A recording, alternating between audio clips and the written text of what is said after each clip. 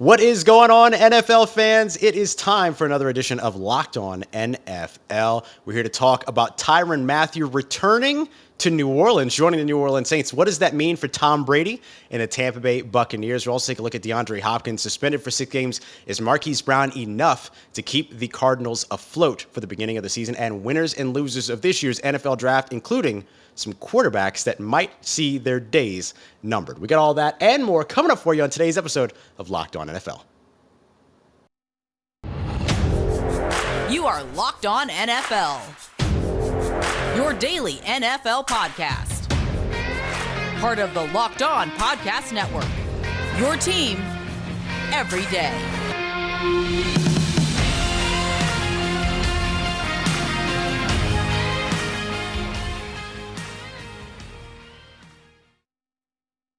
And we are here for another episode of Locked On NFL. It is Tuesday. Today, you got myself, Ross Jackson, at Ross Jackson Nola, the daily host of Locked On Saints, along with my good friend, my good buddy, my good pal, David Harrison of Locked On Bucs at dharrison82 on Twitter. It is Locked On NFL. Thank you so much for making us your first listen of the day every day. We are free and available on all platforms, including on YouTube as well, which is where we are live right now. Hello, everybody. Thank you so much for being here with us, whether you're catching us live or you're catching us later. Don't forget, we're part of the Locked On Podcast Network, your team every day, here with you 5 days a week, giving you all the biggest stories around the NFL. And David, I am so excited to talk to you in particular about the big move from today. There have been two big moves. One guy's going home for a good reason. Another guy has to stay home because he's not allowed to play the first games of the season.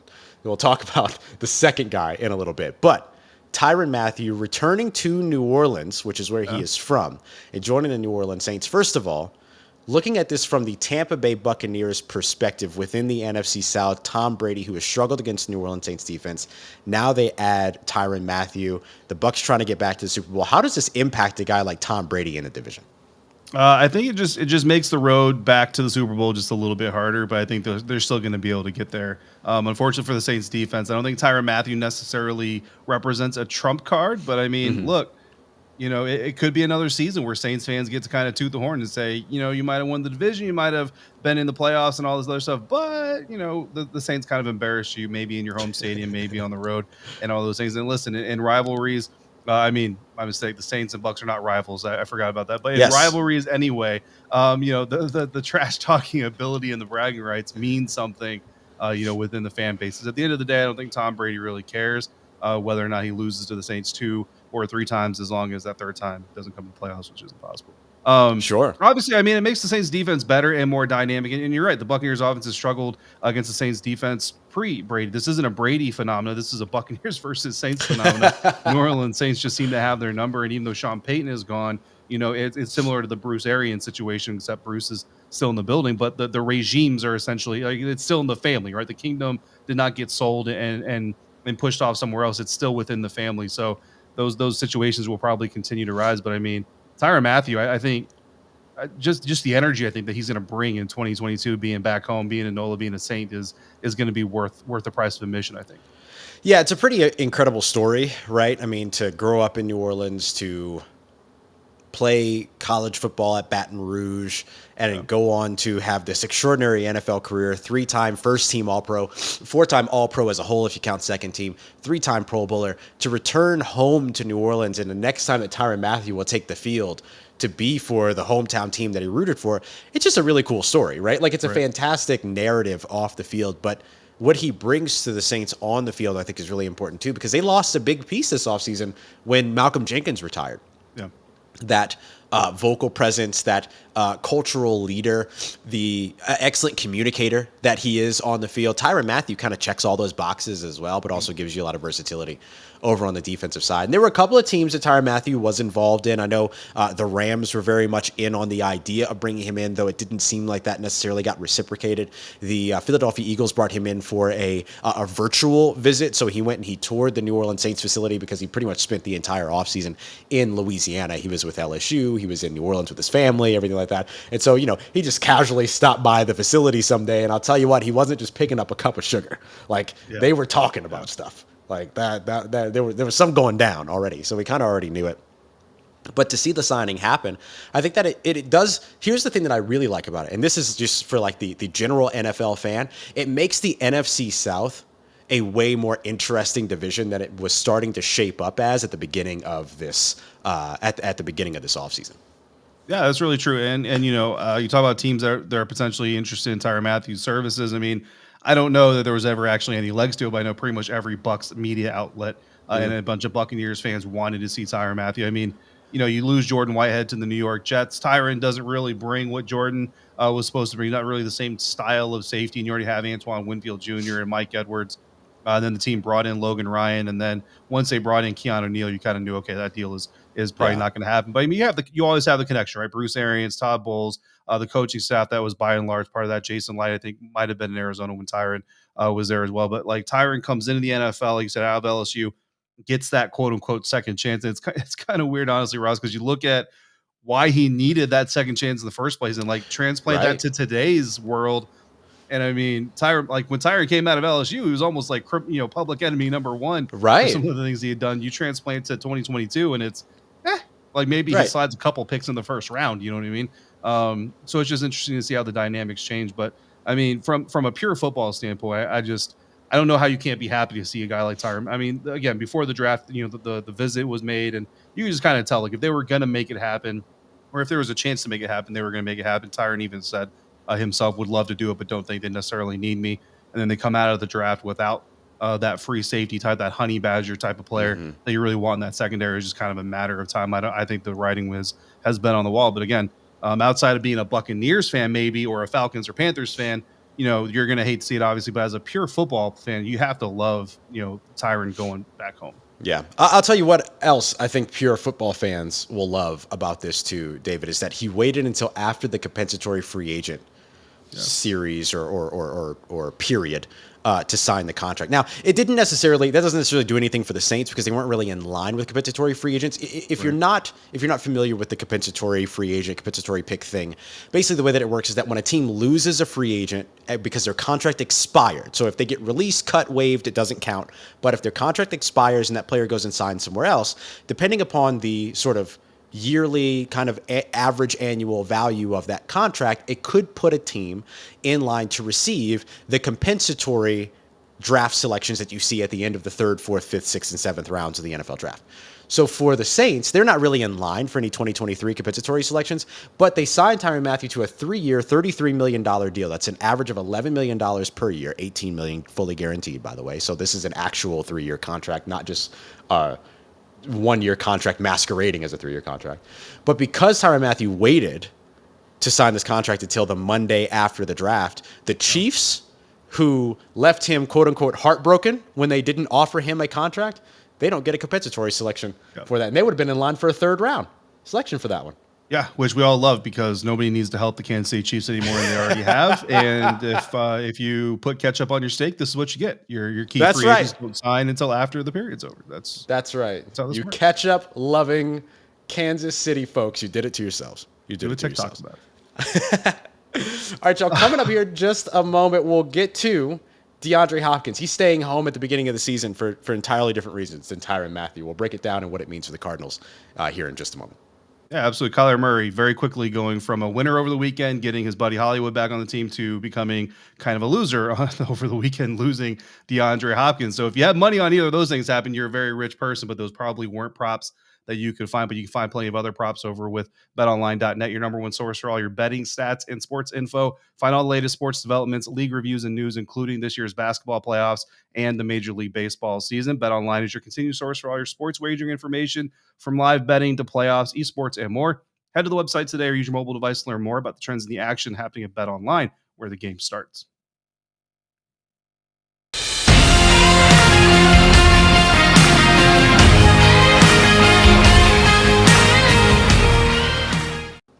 All right, y'all, continuing on with today's episode of Locked On NFL. Thanks again for making us your first listen of the day every day as we cover all the biggest stories around the league every Monday through Friday. You've got David Harrison at DHarrison82 standing in for Luke Braun today. Luke Braun taking a much-needed break after a very, very busy draft weekend. Ross Jackson here with you as well, host of Locked On Saints. So, David, We talked a bit about Tyrann Mathieu returning to New Orleans. Now, let's go to another part of the NFC West, and take a look at the Arizona Cardinals. They've had a little bit of a rough weekend. A little bit. Arizona Cardinals fans. And the biggest piece now, right, we were already going to kind of come into this and talk a little bit about the draft. And we'll get to winners and losers of the draft here in a little bit. But we kind of have to start breaking into that territory already, because the draft weekend was just kind of a huge mess for the Arizona Cardinals. They end up trading out of the first round. They bring in Marquise Brown from the Ravens. That's nice, I suppose. But then now you have DeAndre Hopkins, who, because of the league substance abuse policy, is suspended for the first 6 games of the season. That is a huge hit for the Arizona Cardinals. And I'll be honest, I don't know if Marquise Brown is really enough for you to be able to close the gap in terms of what you lose with one of the best wide receivers in the NFL. Yeah, it's absolutely not in no way, shape, or form. I mean, DeAndre Hopkins, I think, 3 years ago, probably would have made a very strong argument that he was the best all-around wide receiver in the National Football League. I don't know that he's that anymore, but like you just said, still one of the best. And certainly, I think you look around the NFC West, and you could probably say that he's probably one of the top receivers, if not the top receiver in the division. And you're going to lose him. You're going to bring in Brown, and Hollywood is a guy that, his skill set, I think, was probably kind of held back a little bit there during his time with the Baltimore Ravens, which, kind of leads into why he wanted out and all these other things. And I get all of that, but his skill set still is kind of what it was when he was coming out of college. And he's just a very dynamic, very explosive receiver. But outside of just that explosiveness, there's not a whole lot of grit and grind in there that you can necessarily rely on him for the way you can a DeAndre Hopkins. Not saying you can't do it at all, but the way a DeAndre Hopkins does. And I mean, it makes sense that, by the time you get to that part of the first round, and I don't know how long, I know, I guess Hollywood had said he had to keep the trade a secret for a little while from Kyler. Yeah. So I guess, well, he showed up at the Cardinals draft party, so he knew something. Right. Exactly. So it wasn't even necessarily how the board went down. But I mean, you look at some of the wide receivers on the board, or in the draft, you could kind of make the case for Arizona, maybe eyeing one of those guys. But again, if Hollywood is in Arizona, I mean, it's kind of hard to say that they were waiting to see how the board developed. This was a done deal far before we knew about it. But yeah, I mean, run fast, throw the ball as hard as you can and see what happens, I suppose. But the Arizona Cardinals are facing the second toughest strength of schedule in the 2022 NFL season. And I know that's a little bit, pliable because teams get better, teams get worse and all that. But when you're a team who is facing a plus 500 schedule ahead of you from last season, 2021 teams, and now you've gotten worse, and you already have a quarterback that's disgruntled, and that never is a healthy environment for a coach and a coordinator and a quarterback to thrive in. I mean, it's just a lot of bad. And by the time DeAndre comes back, I mean, they won't be out of it, obviously, but they could be on the brink of being out of the playoff race. Yeah, it's definitely a situation in which the 17th game actually helps you a little bit, right? Because you're probably, and maybe they luck out and they get an early bye week as well, which could help them out. You don't usually hope for those, but in this situation, maybe you do. And so there's some ways that this kind of gets lessened in terms of the impact of it, but man, it's rough. It's got to be really rough because you've already dealt with so much just within the locker room of this team, or just within the organization of this team, right? The Cliff Kingsbury, Steve Keim, they're both getting extensions, but do they deserve them? We don't know. Alex Clancy, Locked on Cardinals, would certainly say they don't. You look at all of the turmoil going on around Kyler Murray and the quarterback. He wants the extension and all these other pieces. And then from that, then you also start to hear more about some of them being sort of implicated in this. In Brian Flores' lawsuit and everything. And so there's just all of these pieces over the course of the offseason that are just kind of battering Arizona. Meanwhile, the Los Angeles Rams defense is really good. Yeah. The San Francisco 49ers defense is really good. The Seattle Seahawks defense can be good. I mean, adding Tariq Woolen, adding the pieces that they've added, I think that they can get there. And so I look at the way that the rest of the NFC South is getting stronger, and I kind of feel like the Arizona Cardinals, whether it's because of their offseason moves, offseason decisions, or if it's just sort of circumstances around them, I feel like they're kind of walking in the opposite direction in a way. Is that unfair to say?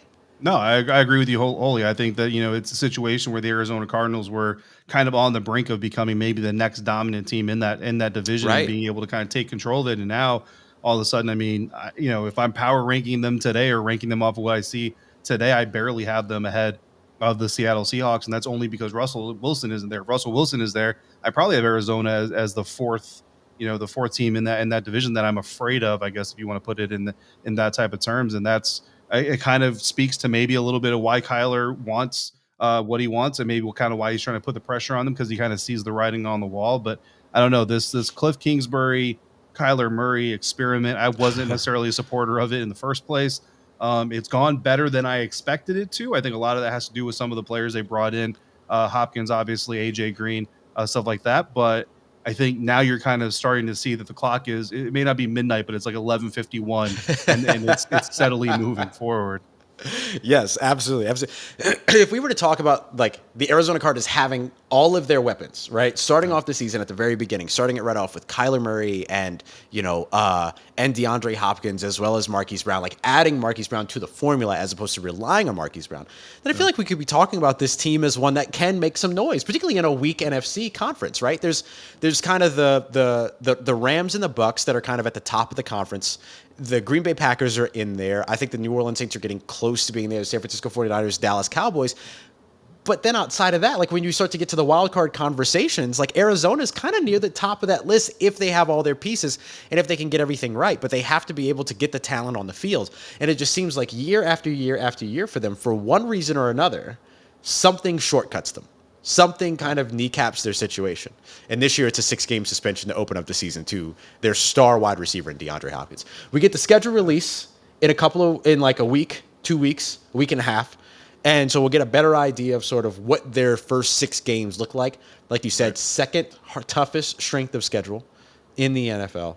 So we'll see what maybe the front half is a little bit lighter. That's where Cliff Kingsbury is really good, by the way, is at the beginning of the season. It's usually people kind of find him out throughout the year. So maybe they're able to pick it up a little bit there, but they're going to need the hot start.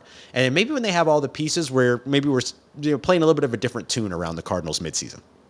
Yeah, absolutely. And I mean, that's the good thing about this, right? From a long-term perspective, it's you don't want it ever. Obviously, you don't want to lose DeAndre Hopkins for any period of time ever. But I mean, honestly, if you're going to do it, you're going to do it in the beginning, right? You'd rather him miss September, October football than November, December, especially January football. So at least from that standpoint, and look, we'll get to know, every year there's scandal and there's accusations on the fix being in. But if the Arizona Cardinals don't face the Rams at all in the first 6 weeks, they got a big favor from Mr. Goodell. Yeah, for sure. For sure. All right, coming up next, we're going to talk a little bit more about losers from the weekend, but also some winners. But I want to highlight a couple of quarterbacks whose heads might need to be on a swivel after the weekend here in the NFL draft. Yeah, absolutely. And I'll tell you what, Ross, with gas prices going the way they are, everybody's heads need to be on swivels for deals when it comes to maintaining your automobile, because anywhere you can save any pennies towards maintaining your vehicle, the better off you'll be. And you can do so with our friends over at RockAuto.com, because with the ever increasing numbers of makes and models of vehicles, it's literally impossible for your chain auto parts store or your dealership to stock all the parts you're ever going to need. You're going to need a part. You're going to go there. They're going to get on their computer. They're going to clickety-clack, find what's in their warehouse, because they're either paid to hold all that or they get deals and discounts that they don't pass down to you necessarily all the time. And that's what they're going to sell you. Take it or leave it. Why would you spend 30, 50, even 100% more for the same parts at a dealership or auto parts store that you can get for rockauto.com from a family business serving do-it-yourselfers for over 20 years with reliably low prices for every customer. So head over to rockauto.com right now, see all the parts available for your car or truck. Make sure you write Locked On in there. How did you hear about us box, so they know that we sent you. Amazing selection, reliably low prices, all the parts your car will ever need at rockauto.com.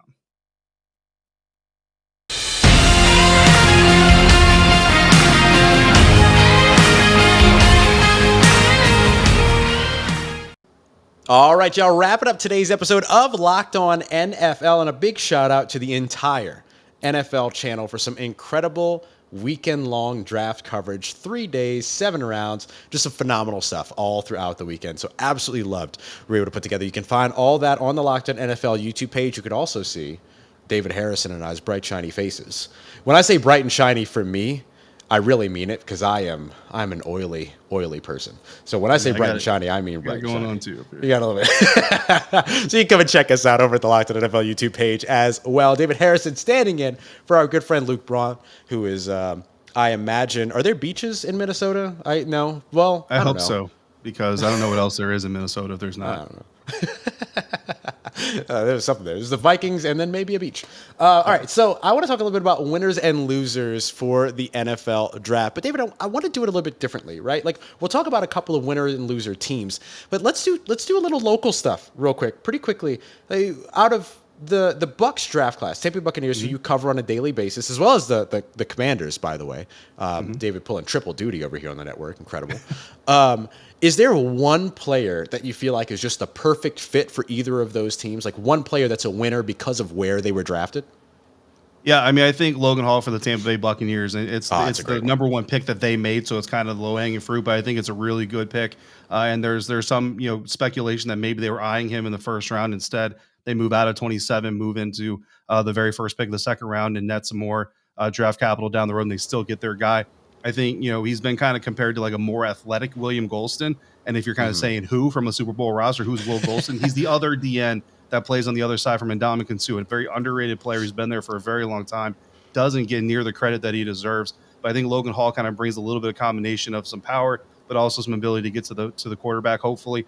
And that's something that Jason Light mentioned at the scouting combine is he wanted to get a better pass rush from their down linemen to help guys like Shaq Barrett and then Joe Tryon-Shoyinka, who's coming into his second year here, the first-round pick from last year. And I think Logan Hall is really going to be able to help them do that.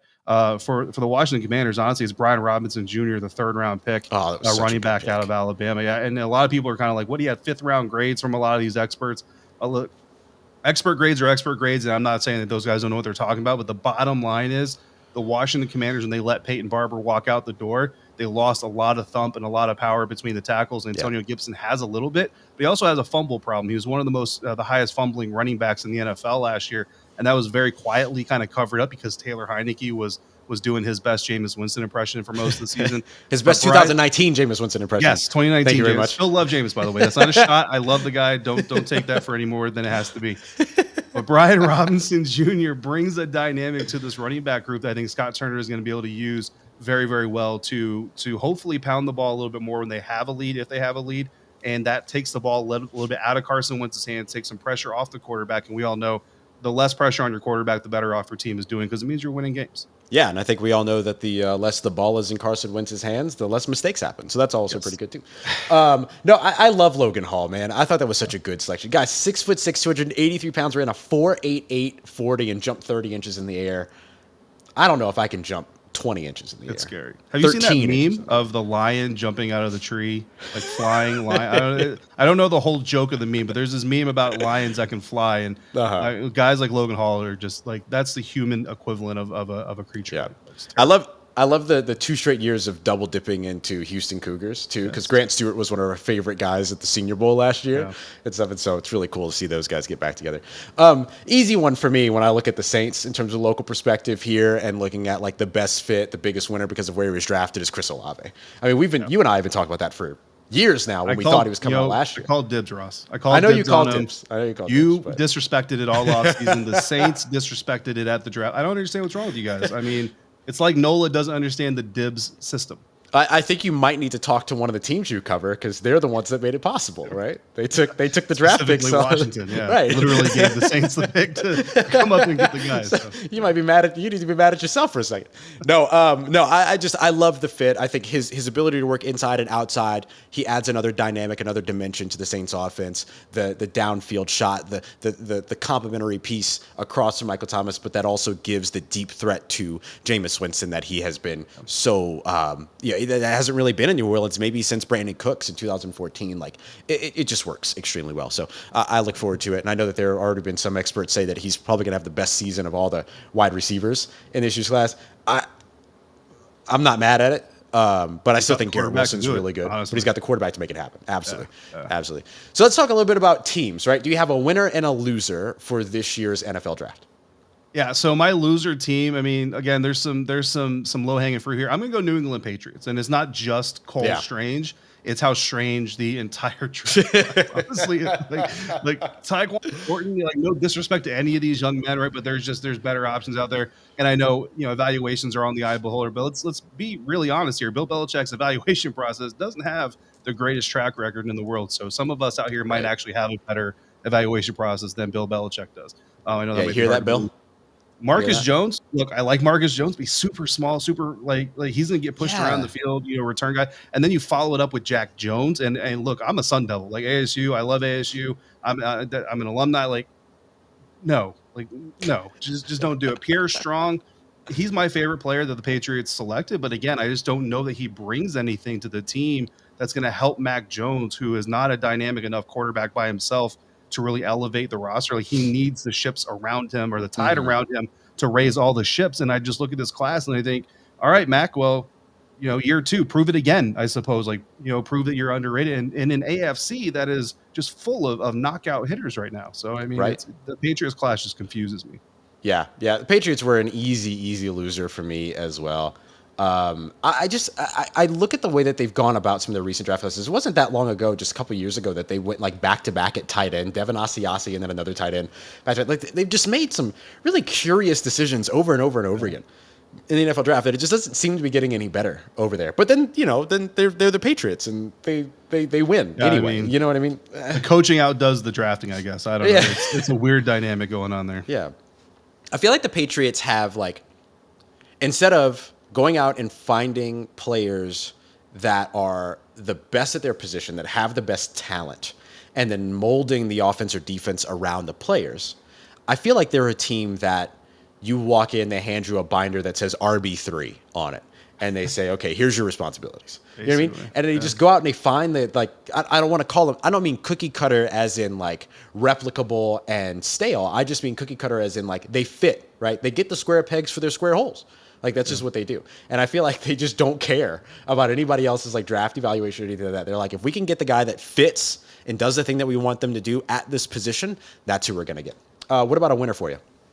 Winner from a team standpoint, I hate to say the Philadelphia Eagles just because Washington Commanders fans are really going to hate me, but I'm going to go the New York Jets. Easily my favorite draft class of all 32 NFL teams. And I know, I get it. Chris Russell already told me, well, with picking as high as they are, I mean, it's kind of an easy thing to do. And it is, but look, they're still got to get it right. I mean, Cole Strange was first draft pick. Right? It's not trying to kick a dead horse here, but Sauce Gardner, a lot of people say, well, that's a no-duh pick. Okay, but you still got to turn in the card. Garrett Wilson, Jermaine Johnson, the second, Jermaine Johnson, where they got him, especially Breece Hall, the number 1 running back to a lot of people. Jeremy Ruckert out of Ohio State was not necessarily the top tight end, but he was definitely kind of up there. I mean, the class is just beautiful. And honestly, it's going to force me to buy Madden 23, which I'm really angry about because I want to play with this roster. I love that. I love that so much. Yeah, and then they pull off the trade, right, and everything to bring in AJ. Everything worked. Oh no, that was the Philadelphia Eagles. I'm sorry, the Eagles. I was about AJ Brown. The Eagles. Yeah. You don't want to give them credit. So we'll dance around that. But they did pretty well for me. They did do a little bit. Shout out to Gino and Louis over at Locked On Eagles. Louis DiBiase. So for me, a winner, and I feel like they're a winner every year when it comes to the NFL draft. They just draft so ridiculously well. The Baltimore Ravens, man. Yeah. How do they do this every year? And I don't understand. You sit there at 14 and you walk away with the best, who many people thought might have been the best player in the draft, period, regardless of position, the best overall player in Kyle Hamilton. Then they end up getting back into the first with pick 25, which was the part of that whole Marquise Brown trade. And you get Tyler Linderbaum there, who is a Raven. Yep, absolutely. The dude's a Raven, right? Yeah.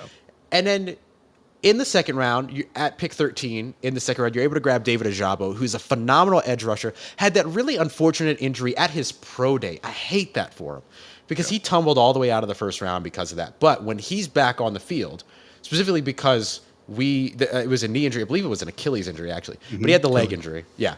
And so because of that, we've seen players over and over again now come back very strong from Achilles injuries. Achilles injuries aren't the injuries they used to be anymore. Right. At all. And so I think he's going to come back. He's going to be a huge piece for that defense. They add Travis Jones. Then I'm in the fourth round talking about players that they got that are going to be outstanding. They get Daniel Fa'alele, who is massive. He is now the NFL's biggest player.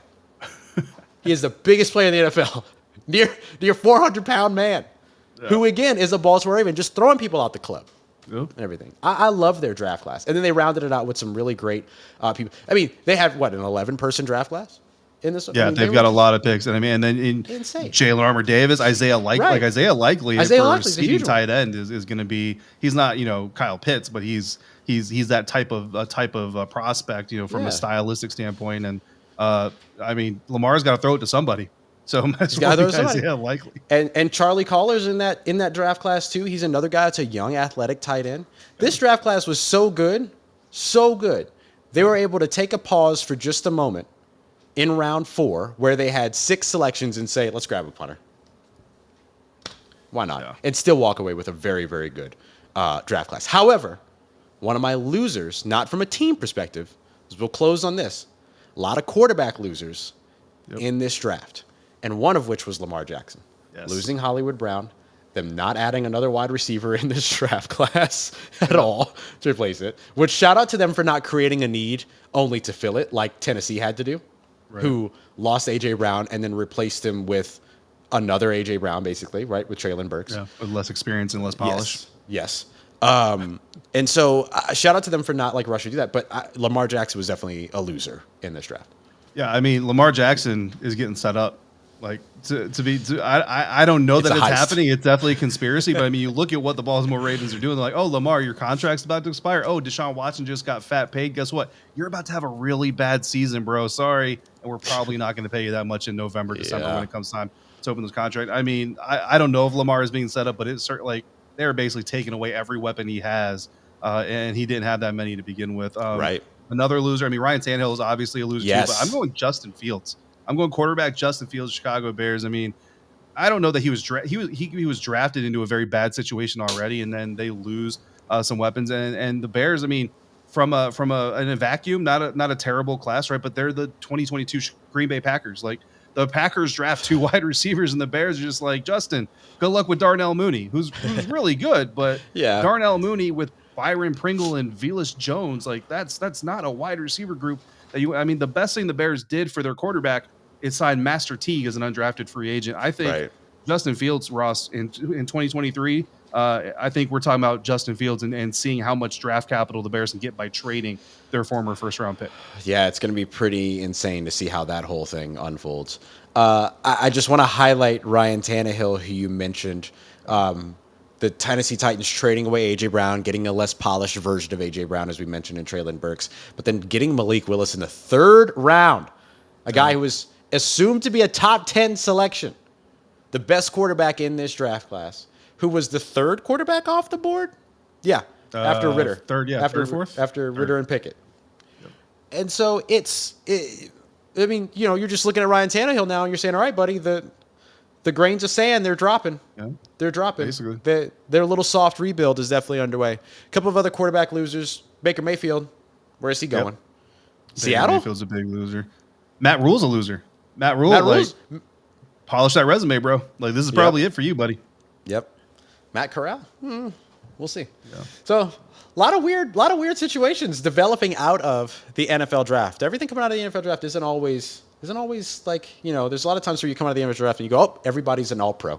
Everybody's a Pro Bowler. But the way that this impacts players that are already on rosters sometimes can be really, really detrimental. And I think we've seen some examples of that. But shout out to our winners that we talked about earlier. Logan Hall, Brian Robinson, Chris Olave, a lot of players ending up in really, really good homes, and a lot of teams with really, really fantastic draft hauls. 2022 season is going to be a lot of fun, and you're going to want to keep up to date with all of it by following along with the Locked On NFL podcast. Thank you so much for making us your first listen of the day every day. Now make sure you go and check out your favorite local Locked On show as well. David Harrison at DHarrison82, Locked On Bucs, Locked On Commanders, myself, Ross Jackson, Locked On Saints at Ross Jackson. We appreciate you so much for joining us for another episode of Locked On NFL. We'll have Tony and James with you tomorrow as we continue our draft breakdowns and taking a look at the upcoming schedule release. So much going on around the NFL. Don't miss a beat by staying locked in on Locked On NFL. Part of the Locked On Podcast Network, your team every day.